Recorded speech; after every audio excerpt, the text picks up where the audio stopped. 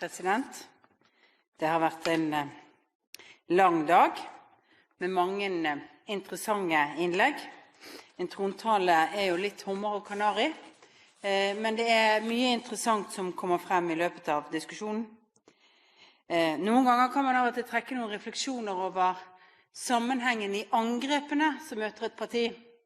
Jeg i dag blitt angrepet for at jeg snakker for lite om skatt, og jeg blitt angrepet fordi jeg snakket om skatt, om formuesskatt. Det litt sånn damned if you don't and damned if you do. Det det samme. Uansett, det visst ikke passende hva man enn skulle mene. Og jeg har lyst til å si en liten anbefaling, for innledningsvis så sa jeg noen ord om hva som var viktig etter 22. juli når det gjaldt å ta vare på det som var enigheten. Og jeg tror det viktig å gjøre politikk relevant, og gjøre politikk viktig nok for folk. Men det grunnleggende faktisk å ikke mistenke andres motiver. Til enhver tid forsøke å finne ut at det man snakker om ikke det man mener, når man mener noe helt annet. Det gavner ikke den politiske aktiviteten. Det gavner ikke respekten for oss som politikere. Det heller ikke politiske skillelinjer, som noen har vært opptatt av å si. Nei, det forsøk på å gjøre politikken mindre enn det den Politikk faktisk ganske viktig. Demokrati viktig, og det trodde jeg vi slo fast etter 22. juli at vi også skulle stå for. Jeg skal ikke kommentere alle de innleggene som da har sagt mye rart om Høyres politikk. De kommer vi sikkert til å få diskutert veldig mange ganger senere, men jeg har lyst til å gi en liten stemmeforklaring knyttet til hvordan vi har tenkt å stemme.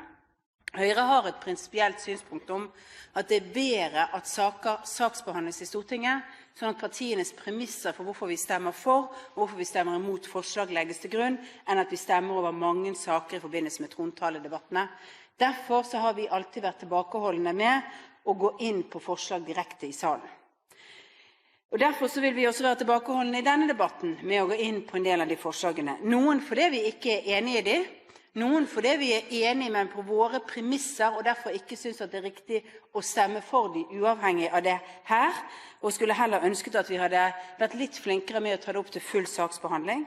Og noen ganger, og så tror jeg også, hvis jeg får lov å si om forslag nummer 5, det en stund til vi får oljeinntektene fra Avaldsnes, så jeg helt sikker på at de politikerne som sitter på 2020-tallet i Stortinget skal få gleden av å vurdere hvordan de best kan brukes i infrastruktur da også. Så mye tillit har jeg på et høyreledet Storting i 2020 at det går fint. Men jeg har lyst til å si at vi har tenkt å stemme for forslag nummer 7 fra FrP.